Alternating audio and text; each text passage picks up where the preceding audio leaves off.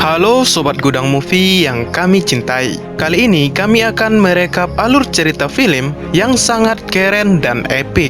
Film ini berjudul Memory of Murder 2011. Film ini diangkat dari kisah nyata kasus pembunuhan berantai yang sangat menggemparkan negara Korea Selatan. Kasus ini terjadi pada tahun 1986 sampai 1991. Kasus ini membuat seluruh wanita yang berada di Korea sangat ketakutan atas teror yang dilakukan oleh pelaku pembunuhan berantai ini. Bahkan Presiden Korea Selatan mengumumkan bahwa para wanita tidak diperbolehkan keluar pada malam hari dengan memakai baju berwarna merah, karena korban dari pembunuhan berantai ini selalu wanita yang memakai baju yang berwarna merah dan selalu dilakukan pada saat malam hari. Bagaimana keseruannya? Apakah pembunuh berantai ini bisa tertangkap atau malah ia akan meneror dan membunuh wanita lain demi memenuhi nafsunya? Sebelum itu mohon klik tombol subscribe, like, komen, dan jangan lupa tombol loncengnya ya sob, agar kami lebih semangat lagi dalam mereview film-film keren lainnya. Oke, siapkan kopi, hidupkan rokok, cari tempat untuk rebahan,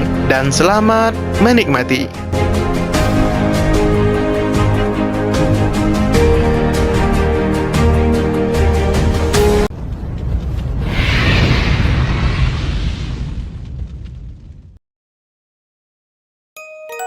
Di sebuah ladang persawahan pada tahun 1986, tepatnya di kota Gwasok, di sini kita diperlihatkan seorang detektif yang bernama Park Duman. Ternyata detektif Park sedang melihat mayat seorang wanita yang ditemukan di sebuah gorong-gorong di area persawahan tersebut. Setelah itu, ia pun mulai menginterogasi beberapa orang yang dicurigai. Akan tetapi, karena tidak adanya bukti maupun saksi, penyelidikan itu sia-sia dan selalu menemui jalan buntu. Beberapa hari kemudian, ditemukan kembali mayat seorang wanita di sebuah area persawahan. Di sini dia mendapatkan bukti, yaitu sebuah jejak kaki yang kemungkinan ditinggalkan oleh pelaku pembunuhan tersebut. Akan tetapi karena banyaknya orang yang penasaran untuk melihat mayat tersebut, malah membuat TKP kejadian menjadi rusak dan diinjak-injak oleh anak kecil. Dan sialnya, ada sebuah traktor yang tak sengaja lewat dan melindas jejak yang ditemukan oleh detektif Park sebelumnya di dekat TKP tersebut. 새끼들 이제 나타났지. 아니 전화를 언제 했는데 조전도 안 늦게 이라이들 하고 있는. 야 이거 어떻게 된 거냐 이거.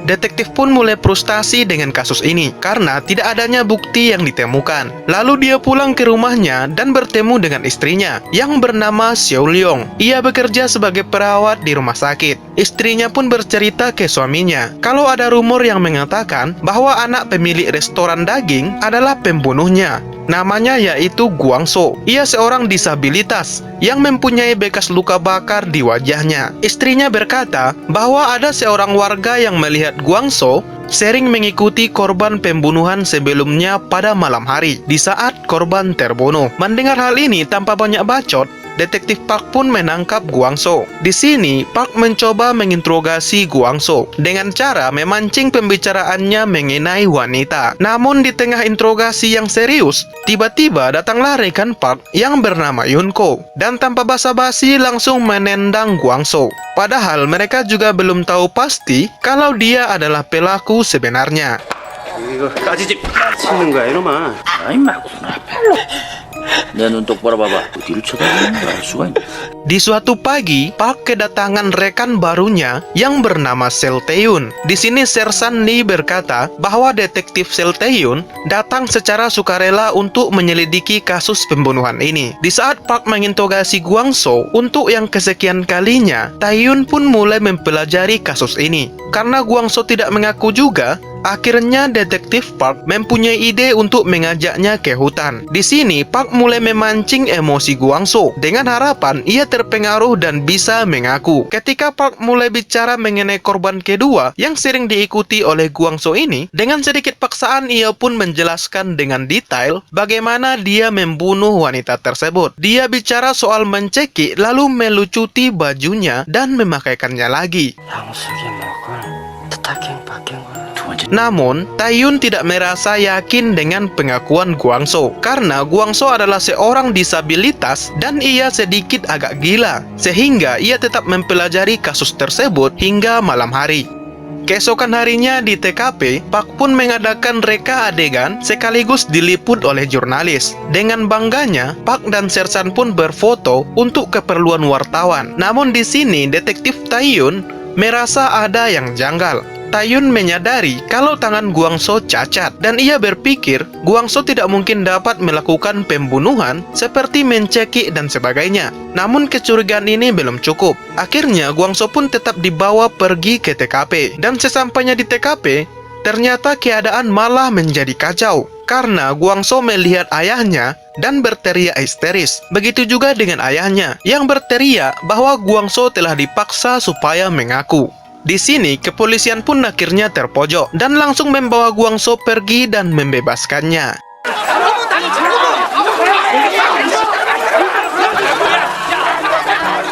Kegagalan Park dan kawan-kawan ternyata membuat Sersan mereka dimutasi dan digantikan oleh Sersan yang bernama Sersan Dongchul.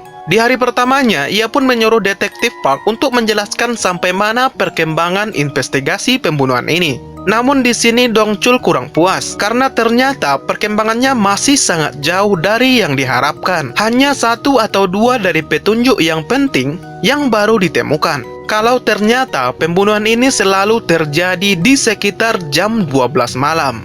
Keesokan harinya, Dongchul pun mengajak semua detektif untuk menuju ke TKP pertama. Di sini ia bertanya apakah ada kesamaan dari setiap korbannya. Dan menurut detektif Taeyun, tersangka hanya beraksi ketika hujan dan ketika korbannya menggunakan baju merah.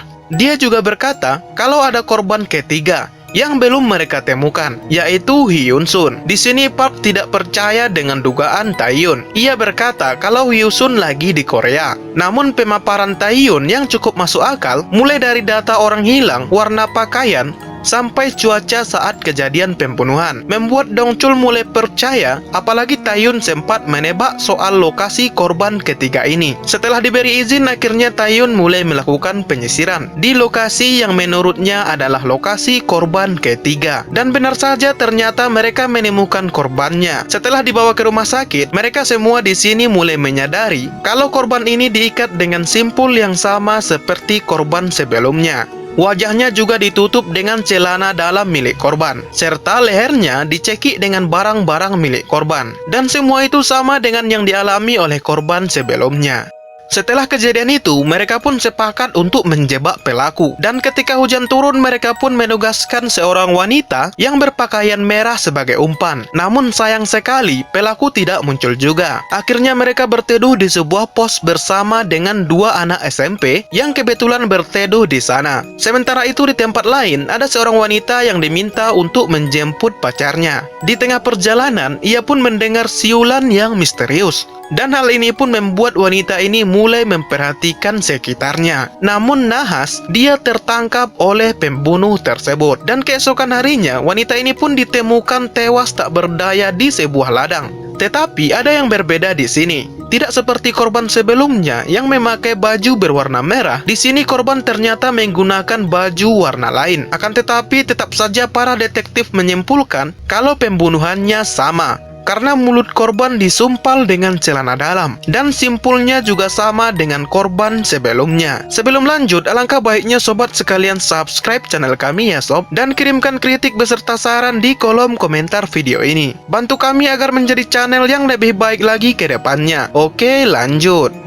Setelah kejadian itu, di sela-sela mereka berdiskusi, salah satu anggota di sana menemukan pola lain yang mengarah ke pelaku. Jadi setiap pembunuhan terjadi, ternyata stasiun radio favoritnya selalu memutar lagu Set Later yang direquest oleh seseorang. Dan dia juga berkata kalau tadi malam lagu itu sempat diputar bersamaan dengan kejadian pembunuhan. Dari info ini, detektif Park dan teman-temannya langsung ditugaskan untuk pergi ke stasiun radio tersebut dan menanyakan surat permintaan lagu dengan harapan mereka bisa melacak dari mana surat itu dikirimkan. Namun sayang, pihak radio sudah membuang surat tersebut dan setelah dicari-cari tetap saja mereka tidak menemukannya. Di suatu malam, Park berinisiatif untuk menyelidiki TKP yang terakhir bersama rekannya. Dan kebetulan juga Tae-yun datang ke tempat ini dengan niat yang sama. Beberapa saat kemudian, mereka melihat pria tak dikenal datang ke tempat itu untuk bercoliria dengan memandang sepasang pakaian dalam wanita yang ia bawa. Sontak dari sini mereka bertiga langsung sigap menangkap pria ini. Bahkan sampai terjadi kejar-kejaran epik di antara mereka.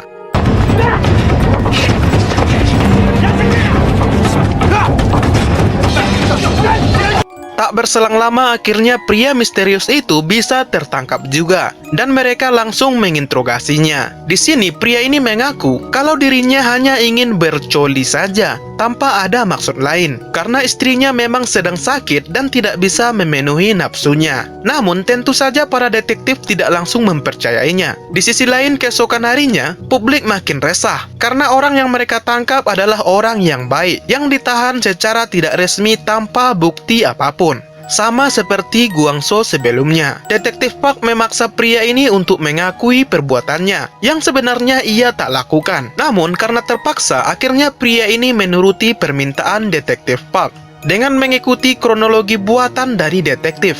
Di sini pria itu mencoba membela dirinya dengan berkata bahwa ada keanehan yang terjadi di sekitaran sekolah. Di sana ada seorang misterius yang banyak dibicarakan orang-orang. Tentu saja hal ini membuat detektif Tae-yun curiga dan bertanya mengenai hal tersebut. Pria ini langsung menjawab kalau warga desa semuanya sudah tahu kalau ada orang gila yang tinggal di toilet sekolah di desa itu. Bahkan para warga menganggap kalau pembunuh berantai yang selama ini mereka cari adalah orang gila itu.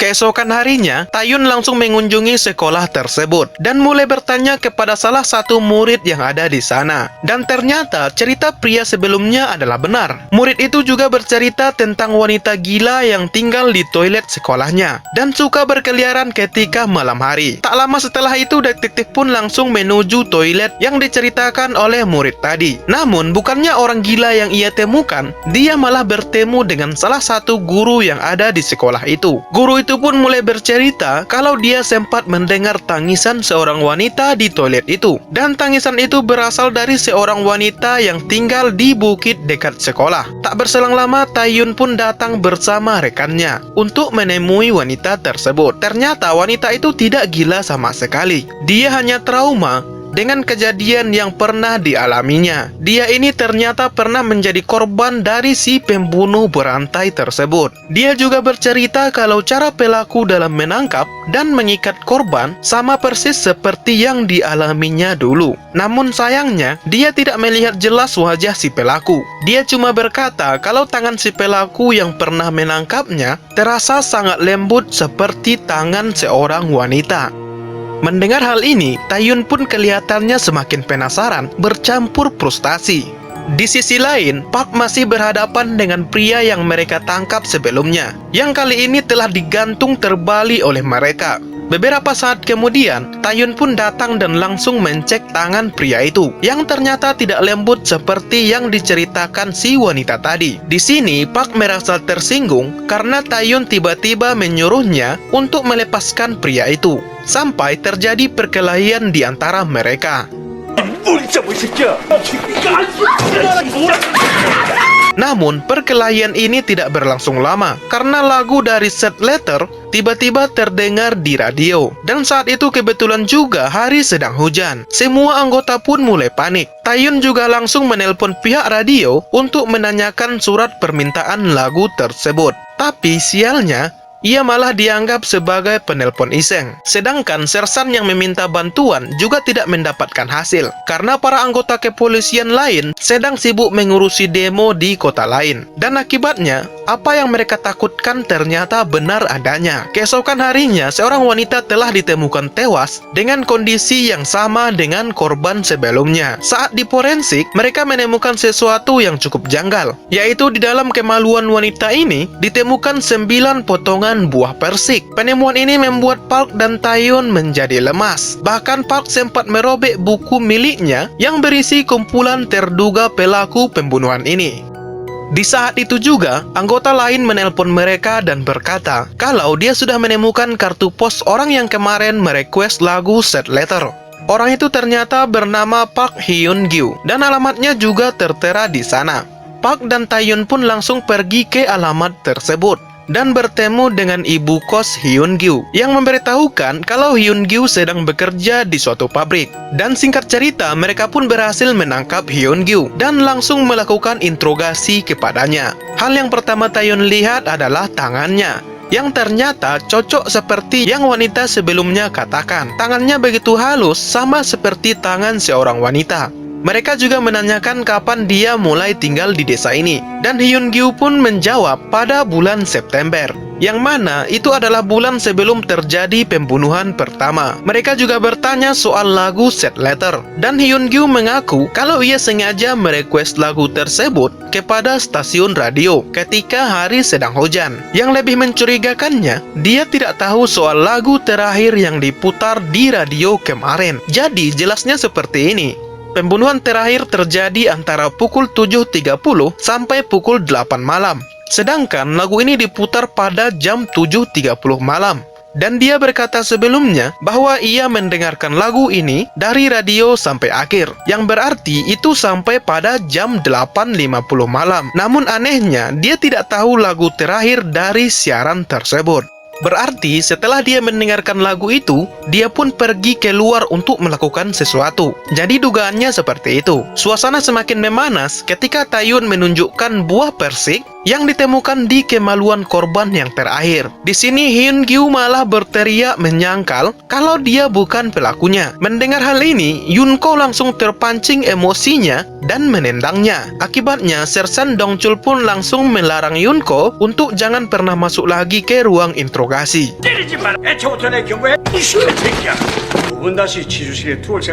Sambil merasa frustasi, Tae-yun pun mulai berencana untuk menangkap Hyun-gyu dengan cara memaksanya untuk mengaku. Namun di sini ia mengingat sesuatu. Ia mengingat pengakuan yang dilakukan oleh tersangka pertama mereka, yaitu Gwang-so. Ia berpikir bagaimana Gwang-so bisa menceritakan kejadian pembunuhan yang begitu sangat detail. Sedangkan ia tahu bahwa Gwang-so tidak mungkin melakukannya karena Gwang-so adalah orang disabilitas dan tangannya juga cacat. Dia beranggapan bahwa Gwang-so mungkin saja melihat kejadian pembunuhan sebenarnya dan mengetahui identitas dari pembunuh tersebut. Namun karena ia sedikit gila, makanya dia beranggapan bahwa ialah yang melakukannya.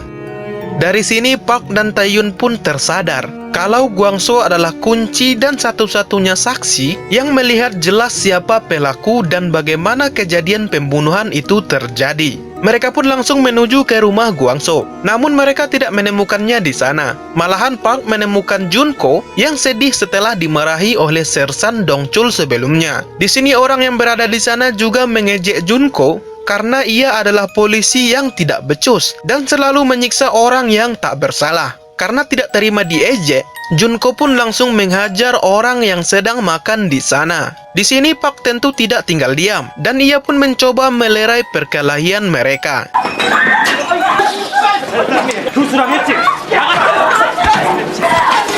Di tengah kerusuhan, tiba-tiba Gwang-so datang. Tetapi tidak lama setelah itu, ia pun langsung kabur. Karena ia tidak sengaja memukul Junko dengan sebuah kayu. Yang ternyata kayu itu terdapat paku yang akhirnya menancap di kaki Junko. Akhirnya Park dan Tae-yun pun langsung mengejarnya dan berhasil membujuknya untuk mengatakan apa yang ia lihat waktu kejadian tersebut. Namun sayangnya ketika Gwang-so diperlihatkan foto Hyun-gyu, dia tidak langsung menjawabnya karena ayahnya tiba-tiba datang dan ia beranggapan bahwa Gwang-so sedang disiksa oleh Park dan Tae-yun. Karena panik, Gwang-so pun kabur lagi. Namun nahas, ia harus kehilangan nyawanya karena ia ditabrak oleh sebuah kereta api. Dan hal ini pun menyisakan luka bagi detektif Park karena ia tidak sempat menyelamatkan Gwang-so dari tabrakan kereta itu. Dan akhirnya tanpa ada bukti yang kuat, Hyun-gyu pun terpaksa dibebaskan. Namun di saat hampir tidak ada harapan lagi, ternyata ada bekas sperma yang ditemukan di salah satu mayat korban. Dari sperma ini, DNA pelaku bisa diketahui dengan jelas. Namun, mereka harus mengirim sampel itu ke Amerika dulu, karena teknologi di sana belum memadai. Sementara itu, kaki Junko yang tertancap paku sebelumnya ternyata mengalami infeksi, dan hal ini membuat kaki Junko harus diamputasi. Tentu saja, Park sebagai teman yang baik merasa sedih.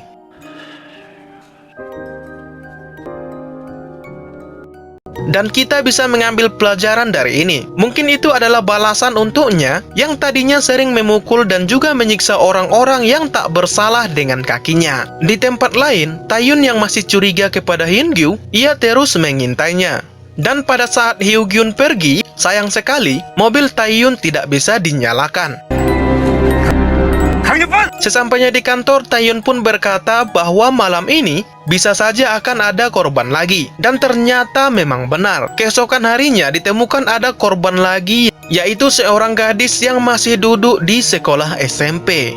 Di sini Taeyun sangat merasa bersalah karena tadi malam ia sempat kehilangan jejak Hyun-gyu. Dan ia juga ternyata mengenal korban itu, yang ternyata dia adalah seorang murid yang sempat bertemu di sekolah dengannya waktu itu.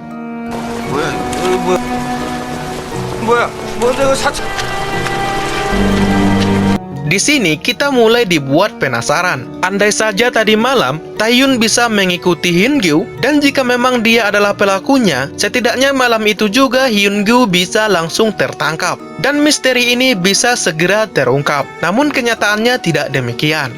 Tak berselang lama, Taeyun yang emosi langsung pergi dan mengejar Hyun-gyu dan berniat hendak membunuhnya pada saat itu juga.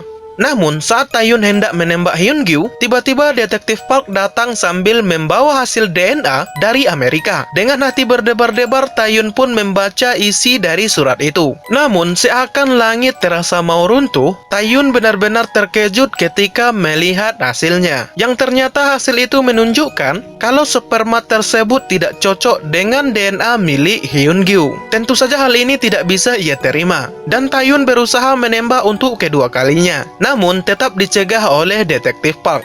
Sampai di sini mereka berdua pun tidak ada pilihan lain selain membiarkan dia bebas, dan kasus ini pun berakhir tanpa tersangka seorang pun.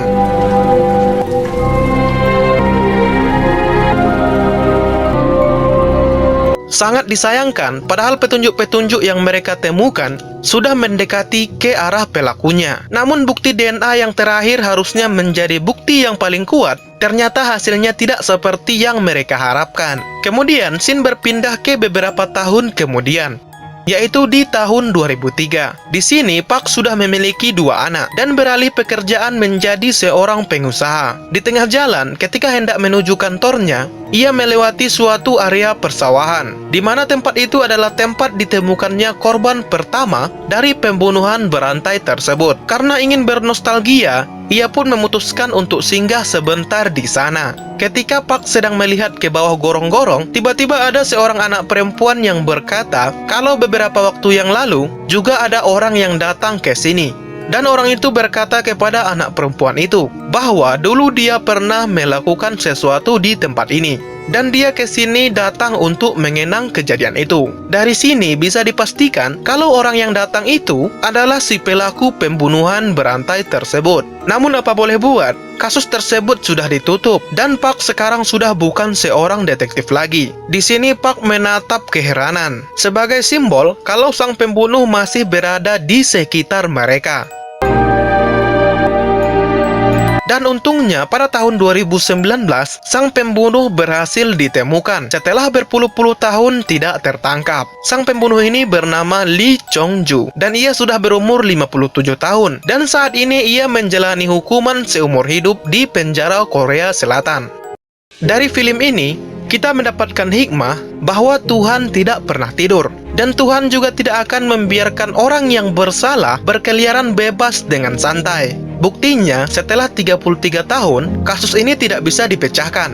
Buktinya, setelah 33 tahun, kasus ini tidak bisa dipecahkan. Akan tetapi akhirnya pada tahun 2019, tersangka berhasil ditangkap karena pihak kepolisian berhasil mencocokkan DNA yang ditemukan di tubuh korban sebelumnya, sama dengan DNA yang dimiliki oleh tersangka. Di sini polisi berhasil menangkap pelaku dengan teknologi yang canggih, yaitu dengan mencocokkan DNA manusia. Karena DNA manusia tidak akan sama dengan DNA manusia yang lain. Di sini kita juga patut bersyukur bahwa Tuhan memang pencipta yang paling sempurna. Bayangkan saja kalau seandainya Tuhan tidak menciptakan DNA manusia, maka pembunuh ini tidak akan pernah tertangkap sampai kapanpun. Setiap anggota tubuh manusia maupun struktur yang paling kecil yang terdapat pada tubuh manusia, Tuhan menciptakannya dengan sangat sempurna. Dan film pun berakhir. Terima kasih sudah menonton sampai akhir ya sob. Mohon klik tombol subscribe, like, komen, dan jangan lupa tombol loncengnya agar kami lebih semangat lagi dalam mereview film-film keren lainnya. Komentarmu sangat berarti bagi kami. Akhir kata, assalamualaikum dan sampai jumpa lagi.